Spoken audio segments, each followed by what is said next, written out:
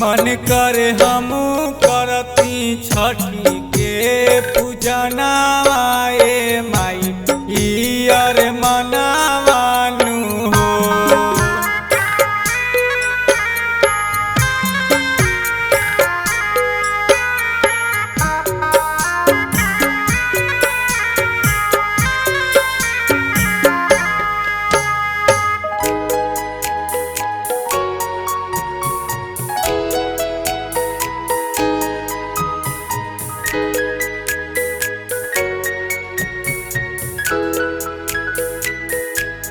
बढ़ावा में दह गईल धनवा रोवेला किसनवानु हो।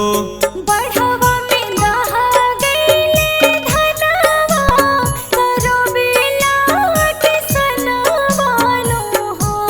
मन करे हमू करती छठी के पूजनावा ए माई इयर मनावानु हो।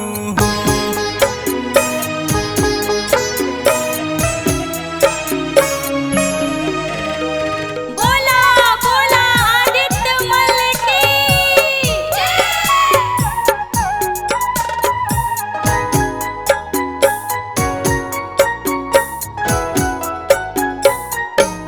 लागत की बाची नाही जनवा तब फैलल बा कोरोनावानु हो। लागता कि बाची नहीं जनावा तब फैलल बा कोरोनावानु हो। एही खातिर मिलत नइखे केहू के कमावा त कैसे करी पूजनावानु हो। एही खातिर मिलत नइखे केहू के कमावा त कैसे कर पूजनवानु हो।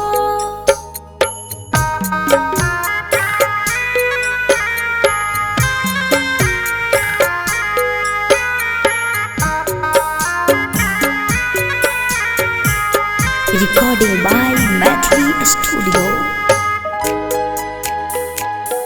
बोला बोला सूरज देव की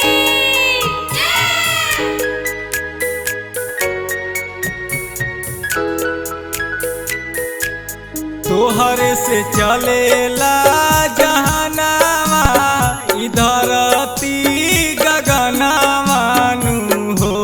तोहर से चलेला जहनवा ये धरती गगनवानु हो। दीनानाथ खुशी के तू दे तू बा